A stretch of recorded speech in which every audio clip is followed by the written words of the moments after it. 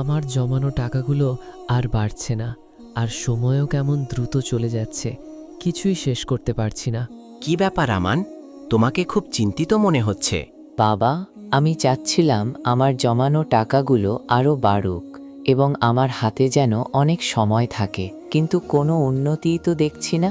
জানো আমান, আমাদের প্রিয় নবী হজরত মুহাম্মদ সাল্লাল্লাহু আলাইহি ওয়াসাল্লামের জন্য একটি চমৎকার সমাধান দিয়েছেন।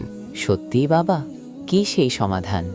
নবীজি সাল্লাল্লাহু আলাইহি ওয়াসাল্লাম বলেছেন, কেউ যদি চায় যে তার মূলধন বৃদ্ধি করা হোক এবং বয়স দীর্ঘ করা হোক, তবে তাকে বলো সে যেন আত্মীয়তার সম্পর্ক রক্ষা করে। কিন্তু বাবা, আত্মীয়তার সম্পর্ক রক্ষা করার সাথে টাকা বৃদ্ধি বা আয়ু বাড়ার সম্পর্ক কি? এটি আল্লাহর পক্ষ থেকে এক বিশেষ রহমত। যখন আমরা আত্মীয়দের খোঁজ নিই, বিশেষ করে যারা অভাবী বা অসুস্থ, আল্লাহ আমাদের রিজিকে বরকত দেন এবং আমাদের জীবনে সুখ শান্তি বাড়িয়ে দেন। আসসালামু আলাইকুম দাদা ভাই, আপনি কেমন আছেন? এই নিন আপনার জন্য উপহার। ওয়ালাইকুম আসসালাম দাদু ভাই।